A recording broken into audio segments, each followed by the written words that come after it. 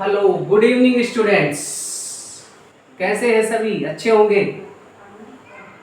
हमने third chapter के अंदर पाकिस्तान की बात की, पाकिस्तान के टाइमलाइन की बात की, पाकिस्तान में किस प्रकार से वहाँ पर डेमोक्रेसी बनी उसकी बात की, वहाँ का जो गवर्नमेंट तंत्र था वह किस प्रकार से अनस्टेबल रहा, कभी मिलिट्री शासन आया, कभी वहाँ पर डेमोक्रेटिक गवर्नमेंट आई, ये हमने बात की। उसके बाद में हमने बांग्लादेश का राइज कैसे हुआ उसकी बात की, भारत ने किस प्रकार हेल्प की, बांग्लादेश की टाइमलाइन क्या क्या रही उसके बारे में बात की।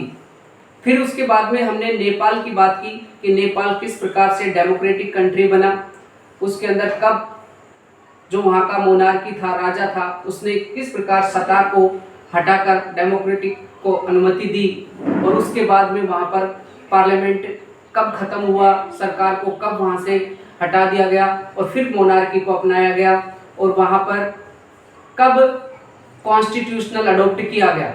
ये सारी हमने बात कर ली थी। आज हम बात करेंगे चाइना की। चाइना की बात करने से पहले हम पढ़ लेते हैं कि चाइना के अंदर काफ़ी विवाद रहा स्टूडेंट।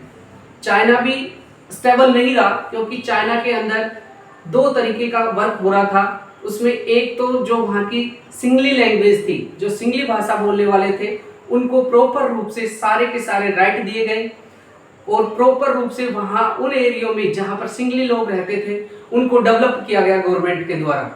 दूसरा अगर हम बात करें तो इम्पोर्टेंट चीज़ ये थी कि जो सिंगली लैंग्वेज के अलावा वहाँ पर दो प्रकार के और भी कास्ट के लोग रहते थे, जिसके अंदर इंडियन तमिल थे, और उसके बाद में अगर हम बात करें इंडियन तमिल के अलावा भी वहाँ पर जो लोग रहते थे वो वहाँ के प्रॉपर रूप से श्रीलंका के नेटिव तमिल भी थे। इन दोनों के अंदर नेटिव तमिल और इंडियन तमिल ये एक साथ थे, जो सिंगली लैंग्वेज स्पीकर जो थे उनका विरोध कर रहे थे। क्यों कर रहे थे? क्योंकि उनको उनके समान राइट नहीं दिया जा रहा था, उनके समान वहाँ पर उन एरिया में डेवलपमेंट नहीं हो रहा था, न तो उनको वोट का राइट था, न उनको किसी प्रकार के रिप्रेजेंटेटिव चुनने का राइट था, न वो खुद रिप्रेजेंटेटिव बन पाते थे गवर्नमेंट के अंदर, और न ही वहाँ पर डेवलपमेंट होता था। ये सारी प्रॉब्लम वो लोग फेस कर रहे थे, जिनके कारण उन्होंने स्ट्रगल किया था। तो उसके बारे में हम डिटेल से बात करेंगे इस चैप्टर में, टॉपिक के माध्यम से, 2-3 टॉपिक के माध्यम से हम इसको क्लियर कर लेंगे। तो पहले हम बात करते हैं ethnic conflict and the democracy in Sri Lanka, यानी कि श्रीलंका के अंदर जातीय विवाद और साथ में श्रीलंका के अंदर डेमोक्रेसी के कॉन्फ्लिक्ट और डेमोक्रेसी, यानी कि किस प्रकार से डेमोक्रेसी और वहां पर जातीय विवाद पनपा श्रीलंका में। Sri Lanka has return democracy since it independence in 1948, यानी कि जब श्रीलंका इंडिपेंडेंट हुआ 1948 में। श्रीलंका कब आजाद हुआ? 1948 में हुआ। इंडिया 1947 में हुआ, पाकिस्तान 1947 में हुआ, ये ध्यान रखेंगे आप। तो जब श्रीलंका इंडिपेंडेंट हुआ 1948 में, उसके बाद से वहां पर डेमोक्रेटिक तंत्र लागू हो गया था। अब डेमोक्रेटिक तंत्र वहां पर लागू हो गया था, उन्होंने डेमोक्रेटिक को अपना लिया था। तो उसके बाद में क्या प्रॉब्लम्स आई, क्या समस्याएं फेस करनी पड़ी वहां की गवर्नमेंट को?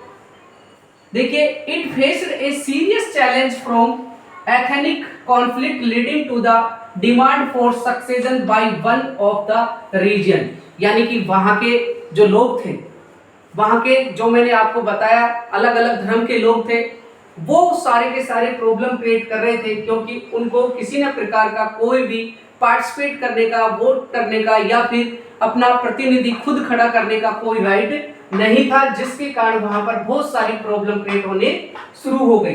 क्योंकि वहां की जो डिमांड थी succession by one of the region, कि हर जो क्षेत्र था, हर जो वहां के धर्म के लोग थे, वो अपने अपने तबके को ऊपर ले जाना चाहते थे, जिसके कारण वहां की गवर्नमेंट स्टेबल नहीं हो पाई।